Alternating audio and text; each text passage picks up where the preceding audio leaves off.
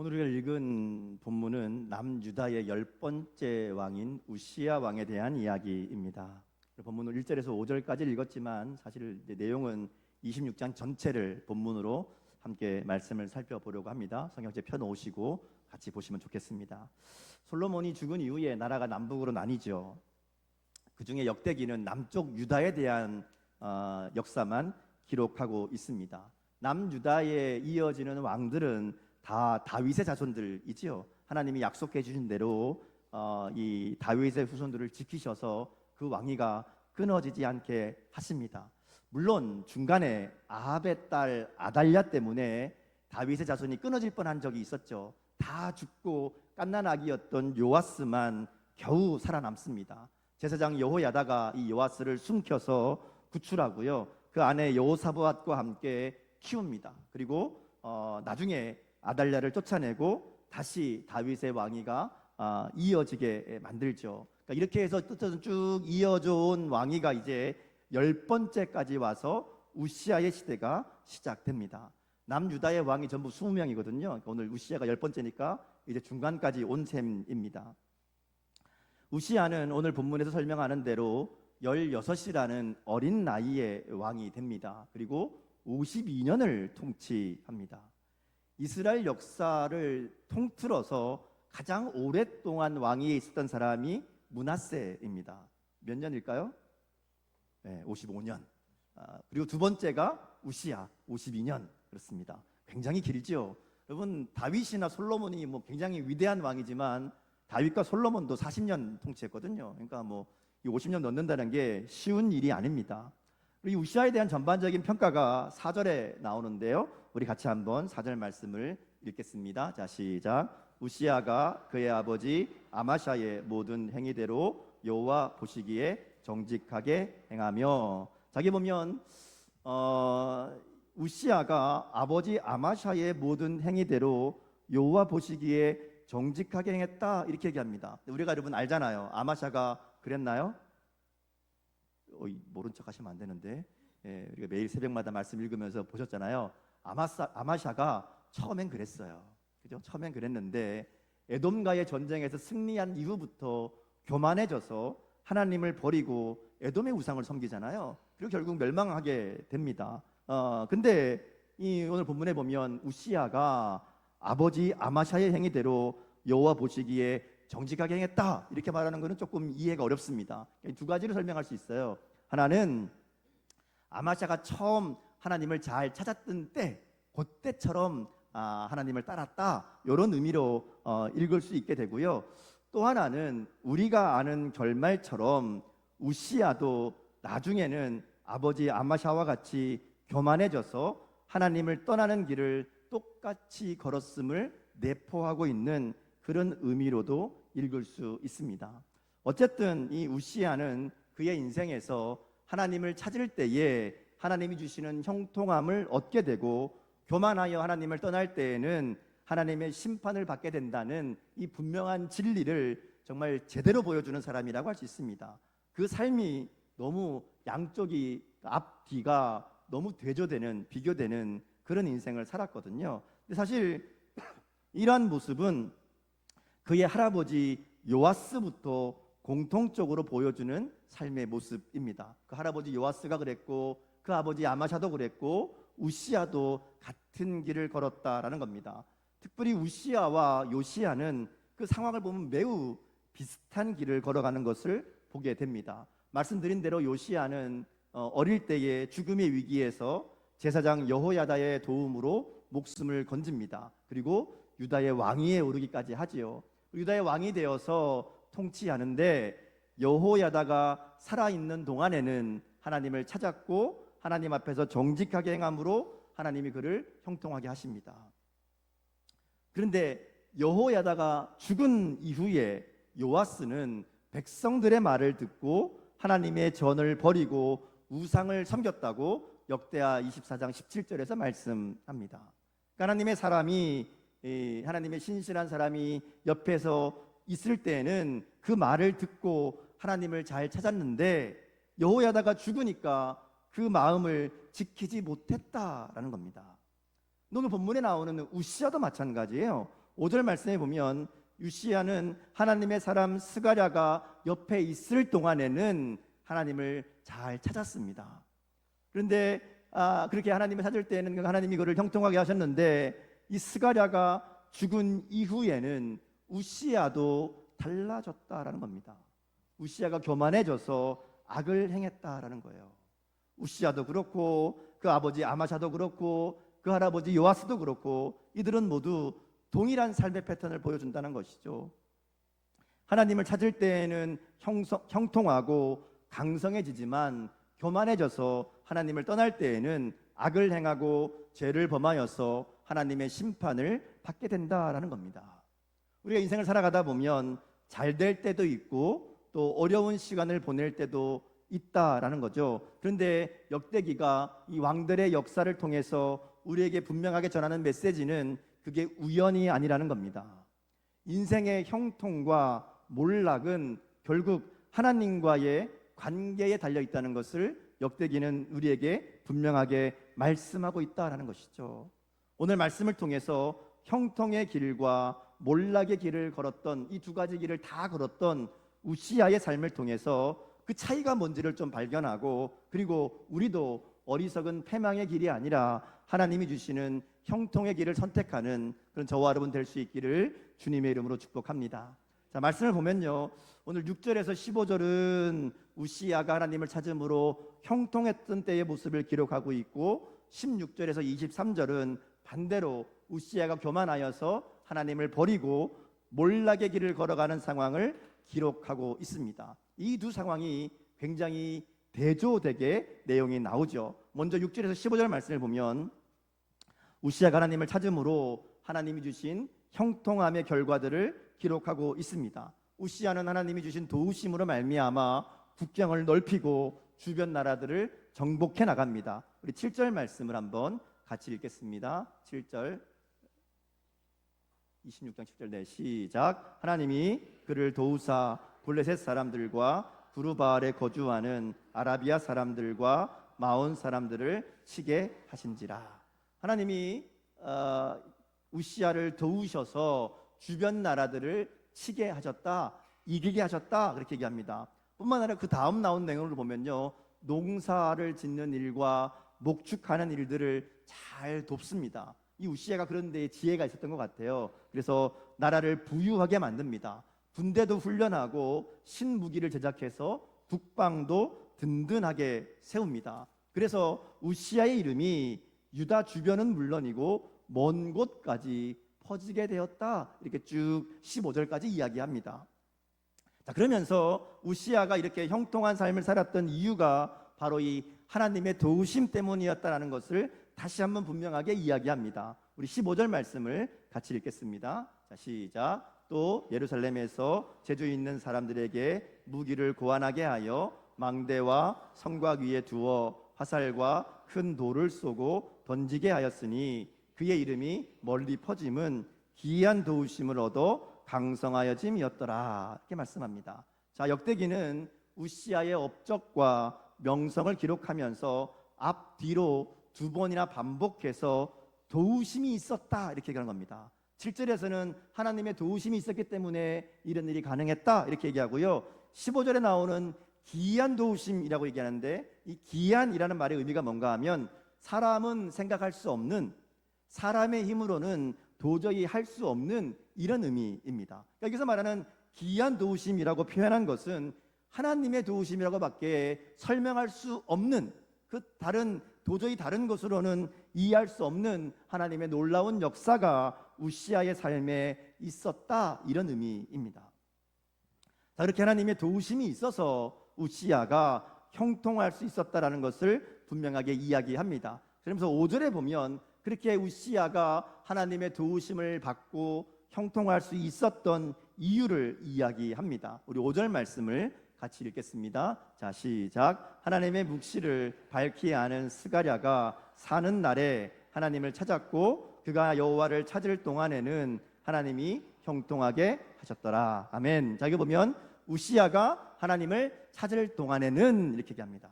그러니까 우시야의 형통의 이유가 뭔가 하면 그가 하나님을 찾았기 때문이라는 거예요.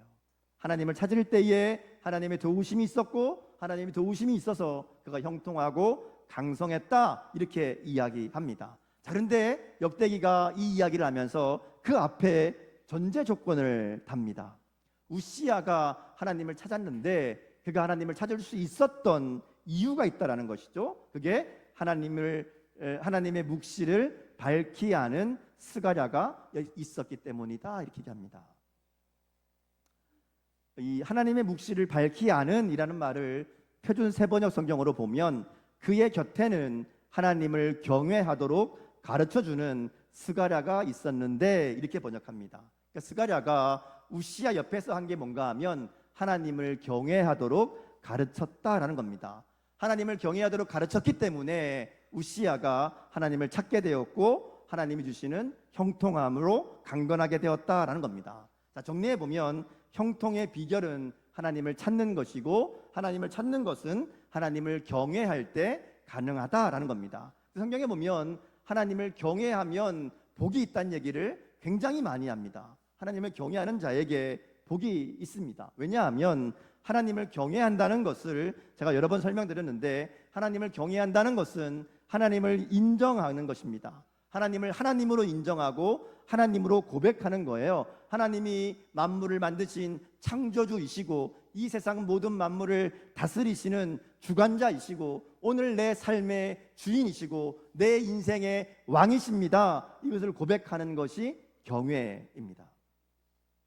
그래서 내 삶의 모든 것이 하나님의 다스리심 아래 있음을 믿기 때문에 하나님의 뜻에 순종하는 것이 바로 하나님을 경외하는 사람들의 삶의 모습이라는 겁니다. 그래서 하나님을 경외하는 사람들은 언제나 하나님을 향한 감사로 살아갑니다. 내 삶을 사랑으로 인도하시는 하나님을 믿기 때문에 형통할 때에는 찬송하고 힘들고 어려울 때에는 고난 중에는 기도합니다. 합력하여 선을 이루실 하나님을 기대하면서 언제나 감사로 반응하고요, 순종으로 응답하는 사람이 하나님을 경외하는 사람입니다. 왜냐하면 그 삶의 주관자가 하나님이심을 믿거든요. 잘 될 때나 못 될 때나 하나님이 지금 나를 붙들고 내 삶 속에 역사하신다라는 분명한 믿음이 있기 때문에 어떤 상황에서도 감사를 고백할 줄 아는 사람, 그 사람이 바로 하나님을 경외하는 사람이라는 겁니다. 오늘 우리의 삶에도 하나님을 경외함으로 하나님만 신뢰하고 하나님만 찾으며 하나님의 도우심으로 형통함의 복을 누리는 은혜가 있기를 주님의 이름으로 축복합니다. 자, 근데 이랬던 우시야가 달라집니다. 16절로 넘어가면 완전히 다른 사람이 됩니다. 우리 16절 말씀을 같이 한번 읽어보겠습니다. 자, 시작. 그가 강성하여짐에 그의 마음이 교만하여 악을 행하여 그의 하나님 여호와께 범죄하되 곧 여호와의 성전에 들어가서 향단에 분향하려 한지라. 여기 보면 우시야가 달라진 과정을 우리가 유추해 볼 수 있습니다. 하나님이 주신 형통함으로 우시야가 강성해집니다. 여기까지는 복이에요, 그죠? 하나님 주신 형통함으로 복이 강성해졌다, 이 복된 일인데, 문제는 이 받은 복을 잘못 사용했다라는 겁니다. 강성하여짐이 감사로 이어진 것이 아니라 교만으로 이끌었다라는 겁니다. 잘 되고 형통하면 하나님의 은혜에 감사합니다, 하나님의 도우심에 감사합니다, 이러면 되는데 그 형통하고 강성함이 내 능력인 것처럼 내 노력의 결과였던 것처럼 그렇게 착각하고 교만하게 되었다라는 겁니다.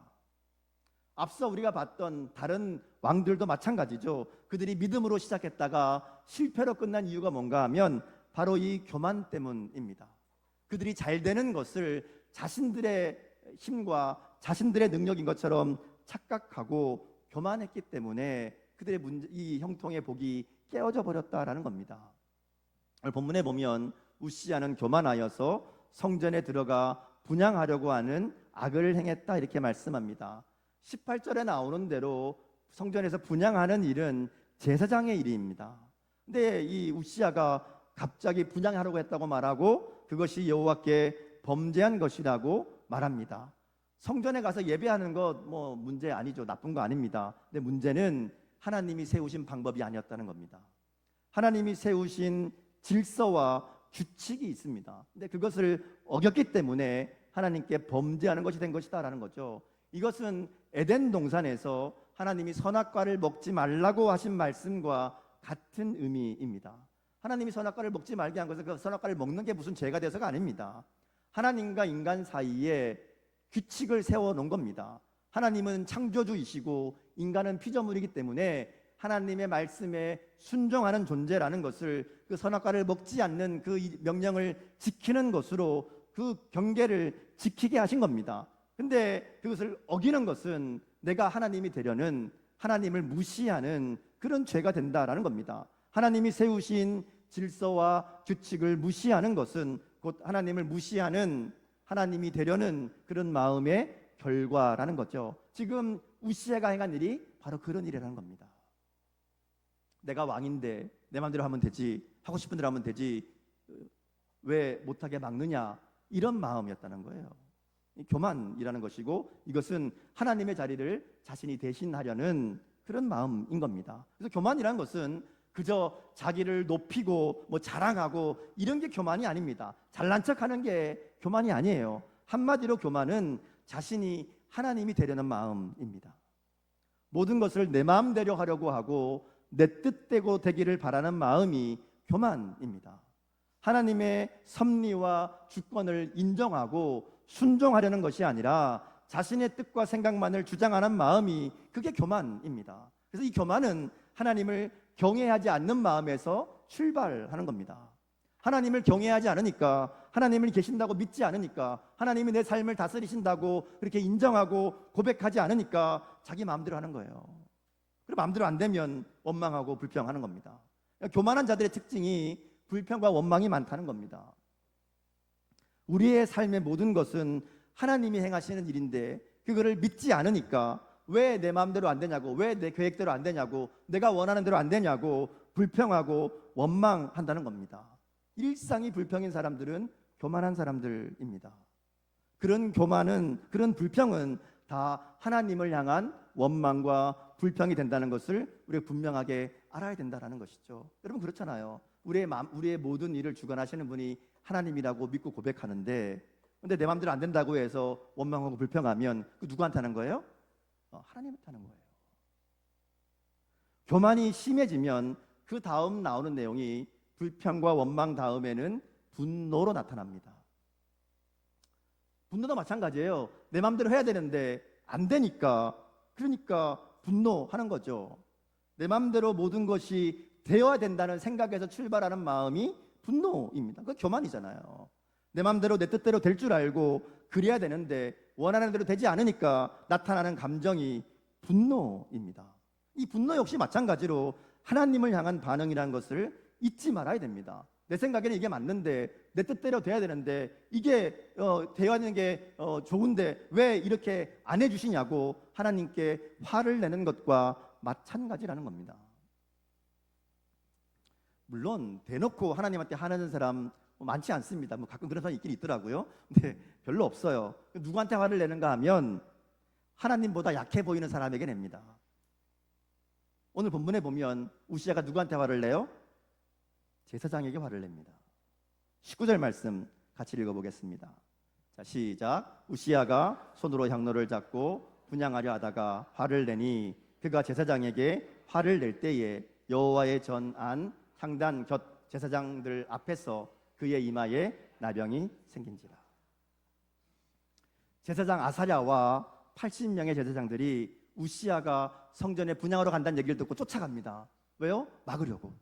큰일 나잖아요. 이걸 하나님의 법을 어기는 거고, 그럼 우시아가 죽을 겁니다, 분명히. 그래서 이 제사장이 말리는 거예요. 그러면 안 된다고. 하나님이 이 분향은 제사장들만 하게 하신 일이라고, 왕이라도 해도 할 수 없는 거라고 가서 막습니다. 말립니다. 이거 사실은 우시아를 위한 거예요. 그죠? 근데 우시아가 어떻게 해요? 오히려 제사장에게 화를 냅니다. 내가 왕인데 네가 뭔데 내 앞을 막느냐, 뭐 이런 마음이었겠죠. 그리고 제사장마저 함부로 대하고 그에게 화를 내죠. 그때 하나님이 재앙으로 우시아를 치십니다. 나병은 구약시대에 하나님의 징계를 상징하거든요. 그 자리에서 바로 하나님이 치신 것을 보여준 겁니다. 그리고 나서 죽을 때까지 나병 환자로 격리되어 살다가 결국 죽어서도 왕들의 묘지에 묻히지 못하는 그런 비참한 결말을 맞이하게 됩니다. 성경에 나오진 않지만 이런 결과를 보면 우시아는 이런 상황에서도 돌이키지 않았던 것 같아요.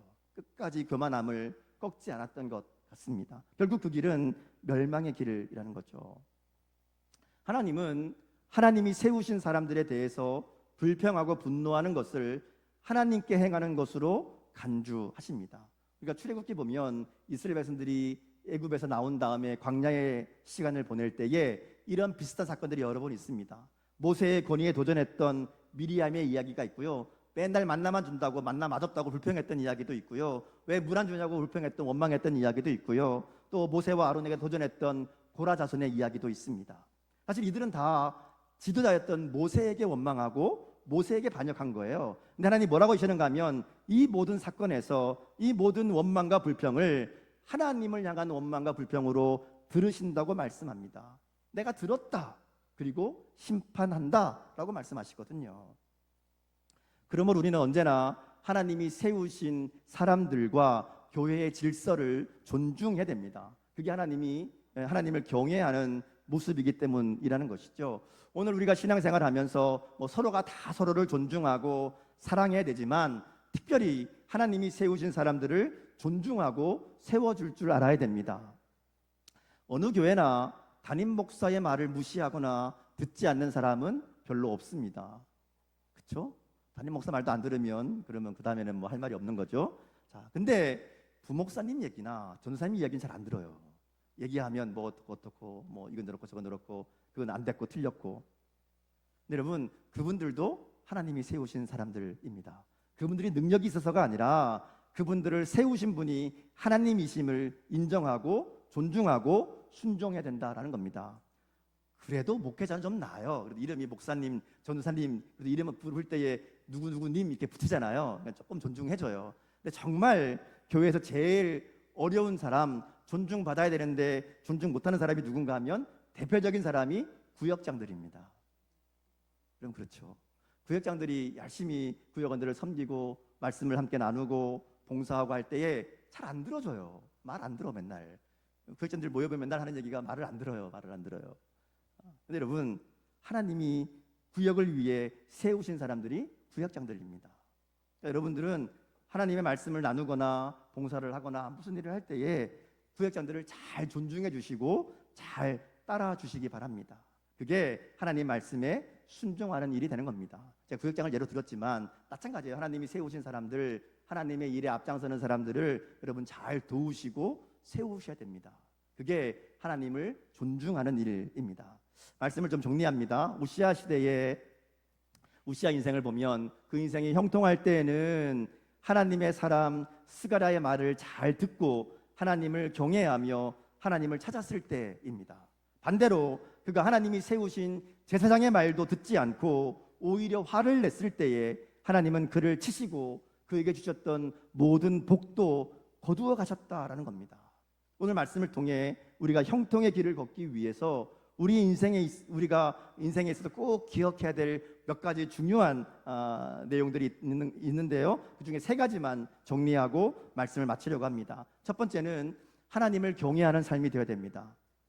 하나님을 경외하는 삶은 하나님의 말씀을 듣는 것에서 출발합니다. 하나님의 말씀을 많이 읽고 알고 예배에 참석하고 또 설교를 듣고 이것만이 아니라 말씀을 삶으로 들어야 됩니다. 말씀에 순종하는 삶이 되어야 된다는 것이죠.